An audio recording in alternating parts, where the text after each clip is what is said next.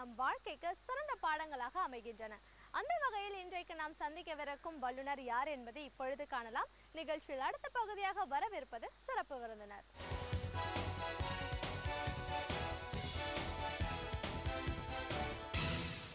வணக்கம் நேயர்களே, விடியலை வா நிகழ்ச்சியின் சிறப்பு விருந்தினருக்கான நேரம் இது. இன்றைய சிறப்பு விருந்தினர் மனிதவள மேம்பாட்டு ஆலோசகர் திரு KV முருகபாரதி அவர்கள். மனிதவள மேம்பாடு அப்படிங்கிறது என்ன, இன்னைக்கு இருக்கிற காலகட்டத்தில் இந்த மாதிரியான ஒரு பயிற்சி எந்த அளவுக்கு அவசியமா இருக்கு, பயிற்சின்னு சொல்லும்போது யாருக்கெல்லாம் இந்த பயிற்சிகள் தேவையா இருக்கு, இப்படின்னு பல விஷயங்களை இன்னைக்கு நாம அவர்கிட்ட கேட்டு தெரிஞ்சுக்கலாம். வணக்கம் சார். வணக்கம். ஒரு மனிதவள மேம்பாட்டு ஆலோசகராக எங்கள் நிகழ்ச்சிக்கு உங்களை வரவேற்கிறோம் சார். மனிதவள மேம்பாடு அப்படின்னு சொல்லும்போது இன்னைக்கு இருக்கிற எல்லா நிறுவனங்களையும் பெரிய நிறுவனங்களையும் சரி, இதற்கான ஒரு துறையே தனியாக இருக்குது, அதற்கான பயிற்சி அவசியம் அப்படின்னு சொல்கிறாங்க. ஆனால் சின்ன குழந்தைங்க, ஒரு பள்ளி மாணவர்கள்லேருந்து இப்படிப்பட்ட ஒரு பயிற்சி தேவைன்னு நிறைய பேர் சொல்கிறதையும் நம்ம கேட்டிருக்கோம். ஸோ இன்னைக்கு இது சார்ந்த விளக்கங்களை அதிகப்படியாக நாங்கள் உங்ககிட்ட இருந்து எதிர்பார்க்குறோம் சார். மனிதவள மேம்பாடு, ஹியூமன் ரிசோர்சஸ் டெவலப்மெண்ட், அது ட்ரைனிங் அப்படிங்கிறதே என்ன, ஏன் இது ரொம்ப அவசியமாக இருக்குது, யாருக்கெல்லாம் இது தேவைப்படுது அப்படிங்கிறத பற்றி விரிவாக பேச போகிறோம். முதல்ல உங்களை பற்றி சொல்லுங்கள் சார். நான் புதுக்கோட்டை சொந்த ஊர். ஒரு ஆசிரியர் குடும்பத்தில் பிறந்தவன். அப்பா அம்மா 2 பேருமே ஓய்வு பெற்ற ஆசிரியர்கள். கவிதைகளில் ரொம்ப ஆர்வம். சின்ன வயசுலேருந்தே படிப்பின் மீதும் தேடல் ரொம்ப அதிகம். உதாரணம் சொல்லணும்னா, வானொலியில் தினந்தோறும் காலையில் ஒரு பொது அறிவு கேள்வி கேட்பாங்க ஆல் இந்தியா ரேடியோவில். நான் 6ஆவதுலேருந்து 12ஆவது வரைக்கும் தொடர்ந்து 6-7 வருஷம் அந்த எல்லா டெய்லி அந்த கேள்விகளை எழுதி ஒரு பெரிய நோட்டை போட்டு அதை வச்சு படித்தேன். அந்த அளவிற்கு அந்த பொது அறிவில் ஒரு தாகம் இருந்தது. அதனால அப்படியே மேடைகளில் பேச ஆரம்பித்தோம். 9 வயசில் பேச தொடங்கினேன். இப்போ 33 வயசு ஆயிடுச்சுங்க. ஒரு 24 வருஷத்தில் ஒரு 1000 மேடைகளுக்கு மேலே எல்லா விதமான பேச்சுக்களும், தனிச்சொற்பொழிவு, பட்டிமன்றம், வழக்காடு மன்றம் அப்படின்னு இப்படியே இருந்தவனுக்கு ஒரு சின்ன ஒரு மாற்றம் தேவைப்பட்டது. என்னன்னு கேட்டிங்கன்னா, ஒரு குறிப்பிட்ட தலைப்பில் ஒரு 5 நிமிஷம் சும்மா பட்டிமன்றத்தில் பேசிட்டு போகிறதுல கொஞ்சம் சரியா இல்லை, அதனால எந்த மாற்றமும் நடக்கலையோ அப்படிங்கிற மாதிரி ஒரு இருந்தது. அப்போ இந்த மனிதவள மேம்பாட்டுத்துறையிலோட இந்த பயிற்சிக்கு வாய்ப்பு கிடைச்சது. இதில் கண்கூட அந்த மாற்றங்களை நாங்கள் பார்க்க ஆரம்பித்தோம். ஒரு 50 வயது பெரியவர் ஒரு நிகழ்ச்சி முடிஞ்ச உடனே கண்ணீர் மல்க இதனால் வரைக்கும் நான் என்னுடைய அம்மாவை வாடி பொடின்னு கூப்பிட்டுக்கிட்டு இருந்தேன், அது எவ்வளவு பெரிய தவறுங்கிறத இன்னைக்கு உங்களுடைய பயிற்சி மூலமாக தெரிஞ்சுக்கிட்டேன், இனிமேல் வாழ்க்கையில் தப்பை செய்ய மாட்டேன் அப்படின்னு சொல்லும்பொழுது, ஓஹோ, அப்போ நம்ம பயிற்சி ஒரு மாற்றத்தை ஏற்படுத்துது அப்படின்னு புரிஞ்சுக்கிட்டேன். அதை தொடர்ந்து இந்த துறையில் ஒரு 10 ஆண்டுகளாக இப்போ வரைக்கும் ஒரு ஃப்ரீலான்சராக நானும் யோசி அப்படின்னு தனியாக ஒரு நிறுவனம் வச்சு நடத்திக்கிட்டு இருக்கேன். மற்ற நிறுவனங்கள் சார்பாகவும் பயிற்சி தொடர்ந்து கொடுத்துக்கிட்டு இருக்கேன். இப்போ இந்த பயிற்சியினுடைய கருத்துக்கள் போய் சேரணும் அப்படிங்கிறதற்காக வளம்பெற யோசி அப்படின்னு ஒரு பத்திரிகை நடத்திக்கிட்டு இருக்கேன். நிச்சயமா சார். மனிதவள மேம்பாடு அப்படின்னும் போது இதை பற்றி நிறைய கேள்விகள் இருக்குது. இதனால என்னன்னு தெரியாமலே நிறைய பேர் இருப்பாங்க. நம்ம தான் படிச்சிருக்கோமே, நம்மளுக்கு தெரியாதா அப்படின்ற எண்ணத்தில் கூட சில பேர் இருப்பாங்க. பட் மனிதவள மேம்பாடு, மனித வளம் அப்படிங்கிறது என்ன, அதை மேம்பாடு அடையணும் அப்படின்னு நம்ம நினைக்கும் போது அதற்கான பயிற்சி எந்த அளவுக்கு முக்கியமாக இருக்குது சார்? கண்டிப்பாக. இப்போ நீங்கள் சொன்ன மாதிரி இந்த துறையே பல பேருக்கு புரியாத துறை. கொஞ்சம் நகைச்சுவையாக சொல்லணும்னா, பல நேரங்களில் எங்களுக்கு இந்த பயணங்களின் போது யாராவது நண்பர்கள் கிடப்பாங்க பக்கத்தில், சார் என்ன பண்ணுறீங்கன்னு கேட்பாங்க. நான் என்ன செய்வேன்னு சொல்லி கேட்டிங்கன்னா, சார் மனிதவள மேம்பாட்டு பயிற்சியாளர் அப்படிங்க. அப்படின்னா அப்படிம்பாங்க. நான் அவருக்கு ஒரு 1/2 மணி நேரம் பயங்கரமாக விளக்கம்லாம் சொல்லி எல்லாம் முடிச்சிருவேன். அவர் கேட்டுக்கிட்டே இருப்பார். அதற்கு பிறகு அவர் திரும்ப கேட்பார், அதெல்லாம் சரி சார், என்ன வேலை பார்க்குறீங்கன்னு கேட்டேன். எனக்கு என்ன இவ்வளவு நேரம் நம்ம அதானே சொன்னோம். ஏன்னா அவங்களுக்கு தெரிந்த வேலைகள் லிஸ்ட்ல இது இல்லை. ஒரு டீச்சர், போலீஸ், டாக்டர், இன்ஜினியர் மாதிரி எங்களுடைய துறை இல்லாததுனால இன்னும் கொஞ்சம் விழிப்புணர்வு குறைவாக தான் இருக்கு. ரொம்ப எளிமையா சொல்லணும்னா, நம்முடைய பூமிக்கு அடியில நிறைய வளங்கள் இருக்கு. ஒரு பெட்ரோல்ல இருந்து, தங்கம்ல இருந்து, வைரத்துல இருந்து எல்லாமே நம்ம அங்கிருந்து எடுக்கிறோம். அது மாதிரி மனிதர்களுக்குள்ள ஏராளமான வளங்கள் பொதிந்து கிடக்கு. இப்ப மனிதர்களையே ஒரு வளமாக பயன்படுத்தலாம், அவர்களுக்குள்ள இருக்கக்கூடிய அந்த வளங்களை வெளிக்கொண்டு வரலாம் அப்படிங்கிறது தான். இந்த வளங்களை 3ஆ பிரிக்கிறோம். நாங்கள் ஆஸ்க்னு சொல்றோம். Attitude, skill, knowledge. அப்போ அவர்களுடைய பண்பு நலன்கள், அவர்களுடைய அறிவு, அவர்களுடைய திறமை, இந்த 3ஐயும் சேர்த்து ஒரு வரியில தான் மனித வளம் அப்படின்னு சொல்றோம். இப்போ இது ஒவ்வொன்றையுமே மேம்படுத்த முடியும். இதை மேம்படுத்திக்கிட்டா அவங்க வாழ்க்கை ரொம்ப சிறப்பா இருக்கும்.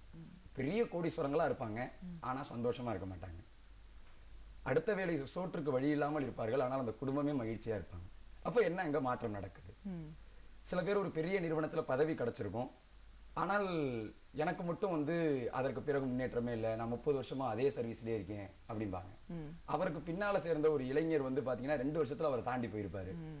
ஏன் அப்படிங்கிறதுக்கு அவர் என்ன நினைப்பாருன்னா, கம்பெனியில வந்து அவங்க பார்ஷியாலிட்டி, அவங்க பாகுபாடு பாக்குறாங்கன்னு நினைப்பாரு. ஆனால் உண்மை அது இல்லை. வேற ஏதோ அங்க தேவையான ஒரு சின்ன விஷயம் இவரிடம் குறைவா இருக்கும்.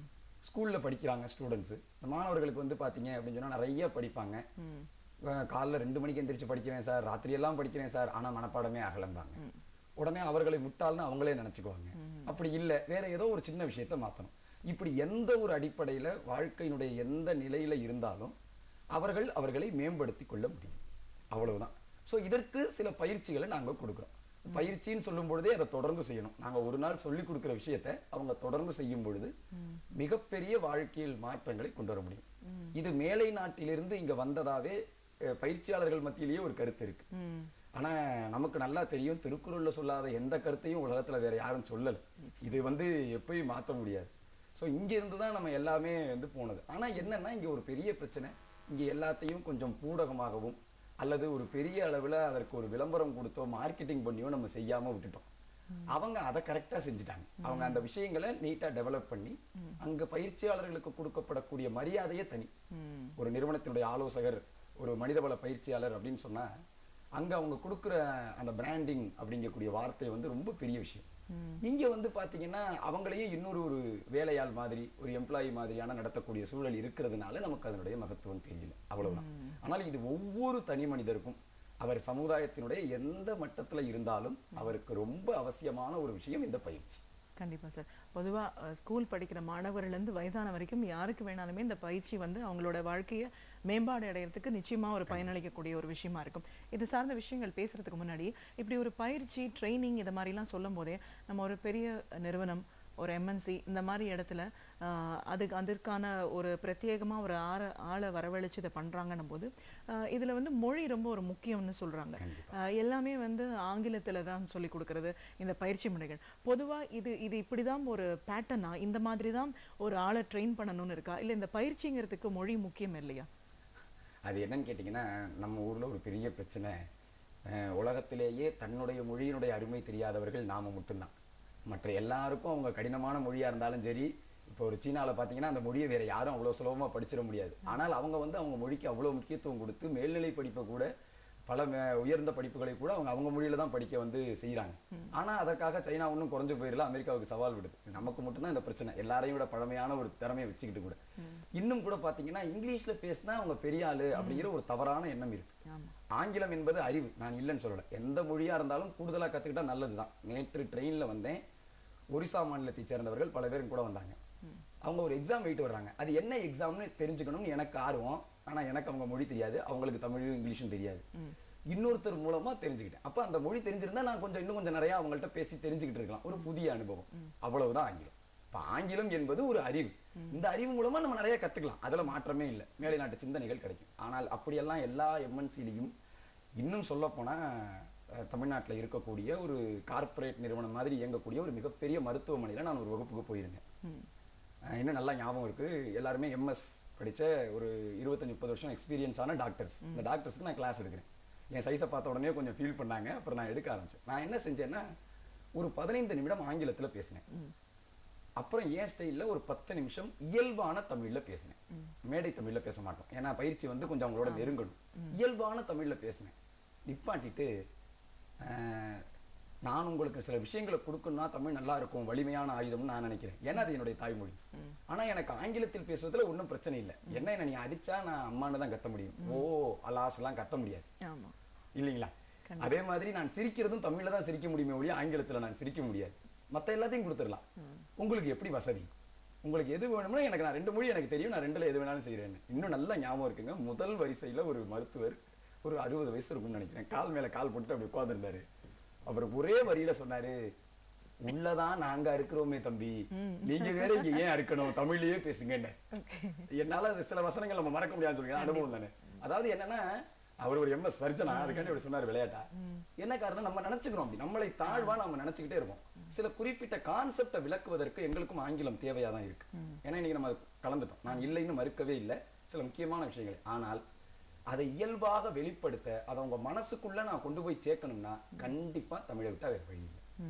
அண்ட் பல நிறுவனங்கள்ல ஈவன் பாத்தீங்கன்னா பெரிய சிபிஎஸ்இ ஸ்கூல்ஸ், பெரிய இன்ஜினியரிங் காலேஜஸ் எல்லாம் போகும்பொழுது அங்க எங்களை கூப்பிடுறவங்கள்ட்ட தான் முழுக்க இங்கிலீஷ் இருக்கும். அந்த ஹெச்ஆரோ அந்த காலேஜோடைய பிரின்சிபாலோ அந்த அவங்கெல்லாம் தான் எங்கள்கிட்ட இங்கிலீஷ்ல பேசுவாங்களே ஒழிய கிளாஸ் ரூமுக்குள்ள போய் நம்ம கிளாஸ் எடுக்க ஸ்டார்ட் பண்ண உடனே நம்ம வணக்கம்னு சொன்னா பையங்க மத்தியில் அவ்வளவு வரவேற்பு இருக்கும், ஏன்னு சவுண்டு கொடுப்பாங்க. ஏன்னு கேட்டீங்கன்னா அதற்கான வரவேற்பு எப்பயுமே இருக்கு. ஸோ இதெல்லாம் அவங்கெல்லாம் நினைச்சுக்கிறது தான். தமிழ் மொழி அல்லது மொழி தடைங்கிறதெல்லாம் ஒண்ணுமே இல்லை. எப்பேற்பட்ட சூழ்நிலையையும் சமாளிக்கும் திறன், அதிகப்படியான ஒரு சப்ஜெக்டுகள் குறித்த அறிவு, எவ்வளவு தூரம் நிறைய விஷயங்களை மல்டிபிள் விஷயங்களை தெரிஞ்சுக்கிறாங்களோ இந்த 2 தான் இந்த துறைக்கு அடிப்படை தகுதி. இந்த 2 இருந்தா பண்ணிடலாம். கண்டிப்பா சார். இப்போ இந்த மனிதவள மேம்பாடு சார்ந்த விஷயங்களை பேசும். பொதுவா இந்த மாதிரியான ஒரு பயிற்சிகள்லாம் யாருக்கெல்லாம் அதிகமா தேவைப்படுது?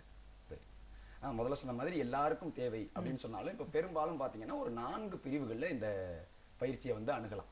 ஒண்ணு வந்து மாணவர்கள், அது பள்ளியோ அல்லது கல்லூரியோ இருக்கலாம். அப்புறம் ஆசிரியர் பெருமக்கள், ஏன்னா அவங்க தான் இந்த மாணவர்களை மட்டுமல்ல சமுதாயத்தையே வடிவமைப்பவர்கள். 3வது நிறுவனங்களிலே பணியாற்றக்கூடிய ஊழியர்கள். 4வது அந்த நிறுவனங்களை நடத்தக்கூடிய உயர் அதிகாரிகள் அல்லது தொழில் முனைவோர். இந்த 4 பிரிவுக்கு பொதுவா வந்து பயிற்சி வந்து ரொம்ப அதிகமா வந்து நாங்க தொடர்ந்து வழங்குறோம். இதுல ஒவ்வொருத்தருக்கும் ஒவ்வொரு விதமான தேவைகள் இருக்கும். மாணவர்களுக்குன்னா திரும்ப திரும்ப சில தேவைகள் நம்ம வச்சிருக்கோம் நம்ம நாட்டை பொறுத்த வரைக்கும். ஆசிரியர்களை பொறுத்த வரைக்கும் சில விஷயங்கள் இருக்கு. ஆனால் இதுல ரொம்ப சவாலான இடம் எதுவா இருக்கும்னு சொல்லி கேட்டீங்கன்னா ஊழியர்களுக்கான பயிற்சி. ஏன்னா ஒவ்வொரு நிறுவனத்தினுடைய அந்த கார்ப்பரேட் கல்ச்சர்னு சொல்லுவாங்க, அவங்களுடைய அந்த நிறுவன கலாச்சாரத்திற்கு ஏற்ற மாதிரி நிறைய பிரச்சனைகள் இருக்கும். ஒரு பயிற்சியாளரா ஆரம்ப நிலையில நாங்க ஆரம்பிச்சோம்னா, இப்ப 10 வருஷத்துக்கு முன்னாடி நான் ஸ்டார்ட் பண்ணும்போது என்ன கேட்டீங்கன்னா தலைப்பு கொடுப்பாங்க. நீங்க நிறைய தலைப்பு கேள்விப்பட்டிருப்பீங்க, டைம் மேனேஜ்மெண்ட், கோல் செட்டிங், இந்த மாதிரி தலைப்புகள் கொடுத்து பயிற்சி கொடுப்பாங்க. ஆனா கொஞ்ச நாள்ல அந்த அனுபவம் வந்துருச்சுன்னா நிறுவனங்களுக்கு போகும்பொழுது எந்த தலைப்புமே இருக்காது. அங்கே இருக்கக்கூடிய அந்த ஹெச்ஆர்னு சொல்லுவாங்க வேலை, அவர் வந்து என்ன பண்ணுவாருன்னா ஒரு லிஸ்ட் கொடுத்துருவாரு. சார் எங்க கம்பெனியில இதெல்லாம் இஷ்யூஸ், இதெல்லாம் ப்ராப்ளம்ஸ், இந்த மாதிரி சின்ன சின்ன சிக்கல்கள் இருக்கு அப்படின்னு பெரிய ஒரு இதை டிஸ்கஸ் பண்ணிடுவோம். அந்த பிரச்சனைகள் எல்லாத்தையும் ஒரு சொல்யூஷன் கொடுக்குற மாதிரி, அதற்கு ஏற்ற மாதிரி அந்த ஊழியர்களை திருப்புற மாதிரி நாங்க ஒரு டாபிக்கை போட்டுக்குவோம், அவ்வளவுதான். ஆனால் அந்த விஷயங்களை எல்லாம் கவர் பண்ணணும். இதற்கு வந்து கொஞ்சம் அனுபவம் வேணும். இதை எடுத்த உடனே செய்ய முடியாது. ஏன்னா அங்க இருக்கக்கூடிய பிரச்சனைகளை எப்படி இணைக்கிறது அப்படின்னு தெரியணும். அவ்வளவுதாங்க விஷயம். ஓகே, இப்போ நம்ம 4 பிரிவா நீங்க சொல்லியிருக்கீங்க. ஒவ்வொரு பிரிவிலையும் யாருக்கான தேவைகள் என்ன இருக்குன்றதை விரிவா பேசுவோம். முதல்ல மாணவர்களுக்கு பார்க்கலாம். ஏன்னா மாணவர்களுக்கு ரொம்ப ரொம்ப முக்கியம். இப்போ ரொம்ப காம்படிஷன் ஜாஸ்தியா இருக்கு. ஒரு மாணவர்கள் வந்து தேர்ச்சி பெறுறது வந்து பெரிய முக்கியத்துவம் இல்லை. ஆனா வந்து அந்த 90கள்ல இருந்து இந்த 100க்குள்ள இருக்கிற மாணவர்களே ரொம்ப அதிகமா இருக்காங்க. ஸோ அப்போ அந்த அளவுக்கு ஒரு போட்டி இருக்குன்ற காலகட்டத்தில் இன்னைக்கு மாணவர்களே ரொம்ப அதிகப்படியான ஒரு ஸ்ட்ரெஸ்ல இருக்கிறத நம்ம பார்க்குறோம். இப்போ மாணவர்கள் அப்படின்னும் போது இந்த ட்ரைனிங் அவங்களுக்கு எந்த அளவுக்கு யூஸ்ஃபுல்லாக இருக்கு சார்? ரைட், மாணவர்களுக்கு தான் இப்போ அதிகப்படியாக தேவைப்படுது. காரணம் நீங்களே சொன்னது தான்.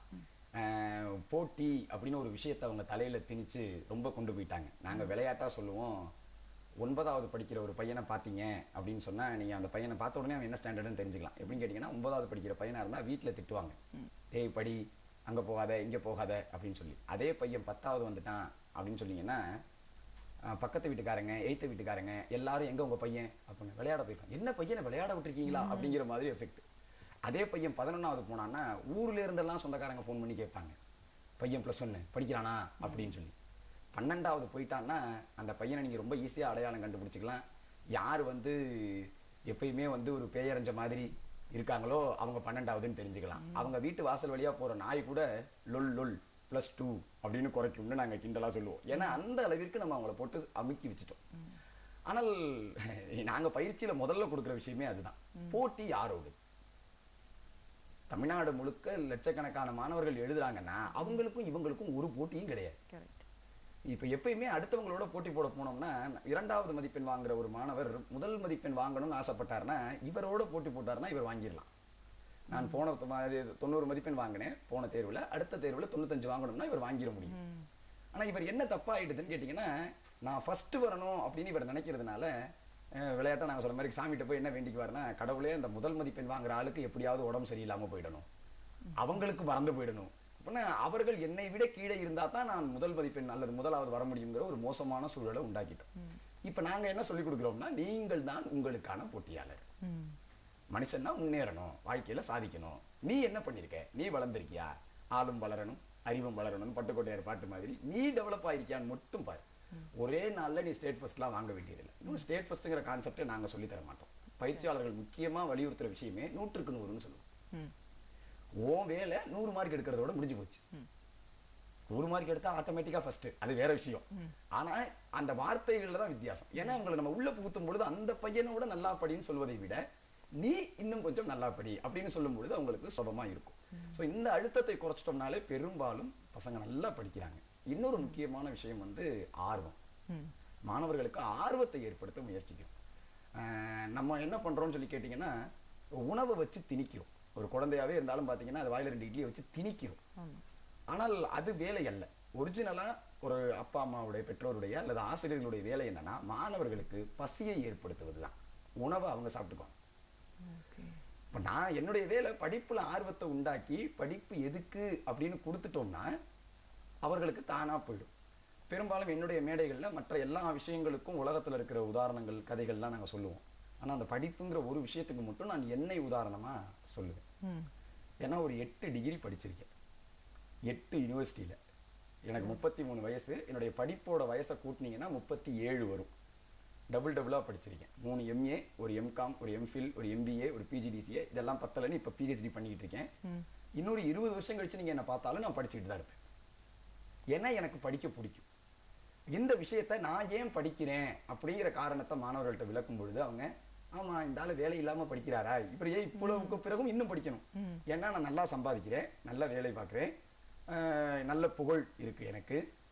அப்ப பொதுவா இதுக்காகலாம் தான் படிக்கணும்னு நம்ம வந்து மாணவர்களை சொல்லி வச்சிருக்கோம். படிச்சா தான் உனக்கு மதிப்பு, 4 பேர் மதிப்பாங்க, அல்லது படிச்சா தான் நீ நிறைய சம்பாதிக்கலாம், படிச்சா தான் உனக்கு அதிகாரம் கிடைக்கும். இப்படி எல்லாம் நம்ம தவறான கற்பிதங்கள் அவங்கள்ட்ட கொடுக்கறதுனால அவனுக்கு நடைமுறை வாழ்க்கையை பார்க்கும்போது கேள்வி வருது. பெரிய BE MBA படிச்சவரை விட பொட்டிக்கடை அண்ணாச்சி நிறைய சம்பாதிக்கிறாருன்னு அவனுக்கு தெரிஞ்சு போச்சுன்னா, ஓஹோ அப்ப நம்ம 2வது படிச்சாலே போதுங்கிற லெவலுக்கு அவன் வந்துடும். அப்ப நம்ம அவனுக்கு தவறான கற்பிதங்கள் கொடுக்காம அவர்களை வந்து நம்ம வந்து நிஜமாகவே இந்த அறிவை வளர்த்துக் கொள்வதால் என்ன பயன், எதுக்காக படிக்கணும் அப்படிங்கிற விஷயத்த ஸ்ட்ராங்கா அவங்க மனசுல பதிய வச்சிட்டோம்னா யாருமே எழுப்ப வேண்டாம், யாருமே அவனை குத்த வேணாம், அருமையா எல்லா மாணவர்களும் படிப்பார். ஒரு மனிதவள மேம்பாட்டு ஆலோசகரா, மனிதவள மேம்பாட்டு ஆலோசகன்ற முறையில இந்த பயிற்சி அப்படிங்கிறது ஏன் தேவையா இருக்கு, இந்த பயிற்சினாலே என்ன, யார் யாருக்கெல்லாம் இப்படிப்பட்ட பயிற்சி கொடுத்து அவங்களோட வாழ்க்கையை மேம்பாடு அடைய செய்ய முடியும், குறிப்பா மாணவர்களுக்குன்னு வரும்போது என்ன மாதிரியான ஒரு பயிற்சி தேவைன்னு நிறைய விஷயங்களை பேசிட்டு இருக்கோம். ஒரு சின்ன இடைவெளிக்கு அப்புறமா தொடர்ந்து பேசலாம்.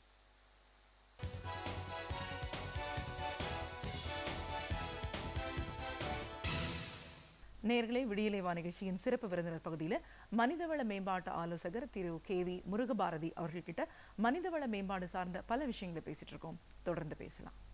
நீங்க முதல்ல பேசும்போதே சொன்னீங்க ஆசிரியர்களுக்கான பயிற்சி அப்படின்னு சொன்னீங்க. ஆசிரியர்களா இருக்கிறவங்களே பல பயிற்சிகள் எல்லாம் முடிச்சுட்டு தான் அந்த துறைக்கே வராங்க அப்படின்னும் போது மனிதவளம் சார்ந்த பயிற்சின்னு ஒன்று அவசியமா தேவையா சார்? கண்டிப்பா. உலகத்திலேயே ரொம்ப கஷ்டமான காரியம் எதுன்னு என்ன கேட்டீங்கன்னா ஆசிரியர்களுக்கு பயிற்சி எடுக்கிறது தான். ஏன்னா நீங்க சொன்ன மாதிரி அவங்க ஆல்ரெடி எனக்கு எல்லாம் தெரியுங்கிற மனநிலையில உட்கார்ந்துருப்பாங்க. மற்ற எல்லாருக்கும் பயிற்சிகள் நடத்தும் போது நாங்க செய்திகள் அதிகமா கொடுப்போம். என்னென்ன அவங்களுக்கு கொடுக்கணுமோ எல்லாத்தையும் கொடுத்துருவோம். ஆனா ஆசிரியர்களுக்கு பயிற்சி கொடுக்கும்போது பாத்தீங்கன்னா கிட்டத்தட்ட அரை நாள் எடுத்தீங்கன்னா எனக்கும் தெரியும், நான் சொல்றதை கேளுங்க அப்படின்னு அவங்களுக்கு சேர்க்கறதுக்குள்ளேயே எங்களுக்கு ஒரு வழி ஆயிரும். ஏன்னா அந்த நோ ஆல் ஆட்டிடியூட் அப்படிங்கிறது. ஆனால் கலீல் கிப்ரான் அருமையா சொல்லுவாரு, உங்கள் குழந்தைகளை படித்த ஆசிரியரிடம் ஒப்படைக்காதீர்கள், படிக்கின்ற ஆசிரியரிடம் ஒப்படையுங்கள் அப்படின்னு சொல்லுவார். இப்போ ஒரு ஆசிரியர்னா எந்த நேரமும் படித்து கொண்டிருக்க வேண்டும் அப்படிங்கிறது ரொம்ப முக்கியம். ஏன்னா அப்டேட்டட் நாலேஜ். நீங்க பையன் அப்டேட்டா இருக்கான், அப்ப ஆசிரியர்கள் அதை விட அப்டேட்டா இருக்கணும். நான் சொல்வது பையன் அப்டேட்டுங்கிறது ஒரு செல்போனோ இணையமோ அது மட்டும் இல்லை. இன்னும் நியாயமா சொல்ல போனா ஒரு குழந்தைகளுக்கு வகுப்பெடுக்கிற ஆசிரியருக்கு சோட்டா பீம் டோரா பூச்சி முதற்கொண்டு தெரியணும். ஏன் தெரியணும் அப்படின்னு சொன்னா அவர்கள் தான் இவர்களை முழுமையாக அந்த ஒரு வடிவமைக்க போகிறவர்கள். இந்த விஷயத்தை அவங்களுக்கு நாங்க வந்து நிறைய கொடுக்குறோம். மாணவர்களா இருந்தாலும் ஆசிரியர்களா இருந்தாலும் நிறைய டெக்னிக்ஸ். இப்ப ஆசிரியர்கள்னா வந்து பாத்தீங்கன்னா psychology, adolescent psychology, adult psychology, இந்த மாணவர்களை எப்படி ஹேண்டில் பண்ணணும், பிரச்சனைக்குரிய மாணவர்களை என்ன செய்யணும், வகுப்பில் இடையூறு செய்பவர்களை என்ன பண்ணணும், அல்லது தன்னம்பிக்கை இல்லாத மாணவர்களுக்கு என்ன செய்யணும், இப்படி ஒவ்வொன்றுக்கும் நாங்கள் தனித்தனியாக அந்த ஹேண்ட்லிங்லாம் சொல்லிக் கொடுப்போம். ஆனால் இது எல்லாத்தையும் விட முக்கியமாக எதெல்லாம் சொல்லிக் கொடுப்போம்னா இந்த 2 விஷயங்கள் தான். ஒன்று அப்டேட், நீங்கள் வந்து இப்படி இருக்கணும். அதில் வந்து முக்கியமான விஷயம் பார்த்தீங்கன்னா கவிஞர் வாலி அருமையாக சொல்லுவார், ஆசிரியர் என்பவர் ஒருத்தர் கிடையாது அப்படின்னு அவருக்கு ஒரு பெரிய லிஸ்ட் போடுவார். எழுத்தறிவிக்கும் ஏழை ஆசான், அழுக்கு மனத்தை வெளுக்கும் வண்ணான், எண்ணம் என்னும் மண்ணை பிசைந்து வண்ண பாண்டம் வனையும் குயவன். இப்படி ஒரு 8 ரோல் அவருக்கு சொல்றாரு ஆசிரியர்களுக்கு. அப்ப எல்லா ரோலையும் ஒரே ஆசிரியர் பார்ப்பாரா சார் அப்படின்னா எஸ். ஒரு டாக்டருக்கு அவருடைய தொழில் மட்டும் தெரிஞ்சா போதும், ஒரு என்ஜினியருக்கு அவர் தொழில் மட்டும் தெரிஞ்சா போதும். ஆனால் ஒரு ஆசிரியருக்கு எல்லா துறைகளையும் பற்றி தெரிய வேண்டும். ஏன்னா இத்தனை பேரையும் உருவாக்குறவர் அவர். இந்த விஷயத்துல நாங்க ரொம்ப அதிகமான கவனம் கொடுப்போம். 2வது வந்து பாத்தீங்க அப்படின்னு சொன்னா ஒரு ரோல் மாடல். ஆசிரியர் என்பவருடைய சுய ஒழுக்கம். மாணவர்கள் படித்து கற்றுக்கொள்வதை விட பார்த்து கற்றுக்கொள்வது தான் அதிகம். எங்க அப்பா நிறைய படிச்சாரு, அவரை பார்த்து தான் நான் நிறைய புத்தகங்கள் படிக்க ஆரம்பிச்சேன். ஏன்னா ஒரு நாளும் படின்னு சொன்னதில்லை. இன்னைக்கு சிறந்த ஆசிரியர்களை தேர்ந்தெடுத்து நாங்க ஒரு அறக்கட்டளை வச்சு வருஷா வருஷம் விருது கொடுத்துக்கிட்டு இருக்கோம். ஒரு 10 ஆண்டுகளா. அந்த விருதினுடைய அடிப்படை தகுதி என்ன தெரியுங்களா? எல்லாருமே எங்களை அதான் ரொம்ப சொல்லுவாங்க, சந்தோஷமா இருக்கு சார் அப்படின்னு. ஏன்னா எந்த விருதுலையும் அந்த தகுதி வர்றதே இல்லை. ஆசிரியர்கள் சுய ஒழுக்கம் அப்படின்னு ஒரு கிரைட்டீரியா, ஒரு தகுதியாவே வச்சிருக்கோம். அதாவது தீய பழக்கங்கள் இருக்கிற யாரையும் அந்த விருதுக்கு நாங்கள் செலக்ட் பண்றது இல்லை. ஏன்னு கேட்டீங்கன்னா மற்ற யாரையும் நம்ம அதை கேட்க போறது இல்லை. ஒரு மருத்துவர் தான் தம் அடிச்சுக்கிட்டே கூட இன்னொருத்தர் நீ தம் அடிக்காதுன்னு சொல்லலாம், அது அவருடைய தொழில். ஆனால் ஒரு ஆசிரியர் அதை செய்ய முடியாது. ஏன்னா அவரை பார்த்து பையன் வந்துட்டு எந்த ஒரு மாணவனா இருந்தாலும் சரி அவங்களுடைய ஆசிரியர்கள். நாங்கெல்லாம் இன்னைக்கு ஓரளவு இன்னைக்கு கலைஞர் டிவியில வர்ற அளவுக்கு வந்திருக்கோம் அப்படின்னு சொன்னா கண்டிப்பா அதற்கு எங்களுடைய ஆசிரியர்கள் தான் காரணம். அதுல மாற்றமே இல்லை. இந்த விஷயத்தை ரொம்ப அடிப்படையா பூத்திட்டாலே போதும். ஒரு சமுதாயம் சிறப்பா இருக்கணும்னு சொல்லி கேட்டா ஆசிரியர்கள் மட்டும் ஒட்டுமொத்தமா சரியா இருந்துட்டாங்கன்னா 20 வருஷத்துல ஒரு தலைமுறை மாறிடும். சோ இன்னைக்கு இருக்கக்கூடிய சமுதாய சீர்கேடுகள் எல்லாமே சரியாயிடும். ஏன்னா இந்த வர்றவங்க ஃபுல்லா ரொம்ப நல்லவங்களா வந்துருவாங்க. நீங்க லஞ்சம் ஊழல் நீங்க எதை எடுத்துக்கிட்டாலும் சரி எல்லா சீர்கேடுகளும் மாறுறதுக்கு ரொம்ப கஷ்டம்லாம் பட வேண்டாம். ஒரு 20 ஆண்டுகள் வழியை பொறுத்துக்கிட்டு ஆசிரியர்கள் எல்லாருக்கும் சரியா பயிற்சி கொடுத்து இந்த மாணவர்கள் நல்லா கொண்டு வந்துட்டோம்னா அந்த வயசுல அவன் சொல்றதெல்லாம் கேட்டுருவாங்க. அவனை நீங்க ஷேப் பண்ணி கொண்டு வந்துட்டீங்கன்னா அப்புறம் அவனை மாற்றவே முடியாது. அதுதான் நிச்சயமா. கண்டிப்பா சார், நீங்க சொன்ன விஷயம் ரொம்ப ரொம்ப முக்கியம். இன்னைக்கு நம்ம நாட்டில் நடக்கிற பல விஷயங்களை பார்க்கும்போது ஆசிரியர்களுக்கான பயிற்சி, அந்த தனி மனித ஒழுக்கம் எந்த அளவுக்கு முக்கியமானதா இருக்கு நம்ம பார்க்குறோம். இப்போ எம்ப்ளாயீஸ் அப்படின்னு வரும்போது சார், இப்போ நம்ம அந்த நாள்ல இருந்து பார்த்தோம்னா ஒரு மெடிக்கல் ரெப், ஒரு மருந்து நிறுவனங்கள்ல தான் வந்து இந்த மாதிரி ட்ரைனிங்ன்ற ஒரு விஷயம் காலங்காலமா இருந்துட்டு வரது பார்க்குறோம். அவங்களுக்கு தான் சில விஷயங்களை வந்து இப்படிதான் இருக்கணும் அப்படிதான் இருக்கணும் அப்படின்னு ஒரு பயிற்சின்னு. ஆனா இன்னைக்கு எல்லா நிறுவனங்களும் எல்லாருக்குமே வந்து ஒரு பயிற்சி அவசியமா இருக்குதுன்னு சொல்றாங்க. நிறுவனங்கள் நிறைய அவங்களே கொடுக்குறாங்க, நிறைய பேர் தன்னை வளர்த்துக்கணுங்கிறதுக்காக வெளியில போய் இந்த மாதிரி பயிற்சி எடுத்துக்கிறாங்க. ஒரு ஊழியர்களுக்குன்னு வரும்போது என்ன மாதிரியான ஒரு பிரச்சனை, ஒரு காம்ப்ளெக்ஸ் அவங்களுக்கு இருக்கும், அவங்களுக்கு எந்த இடத்துல ஒரு பயிற்சியாளரோட உதவி தேவையா இருக்கு?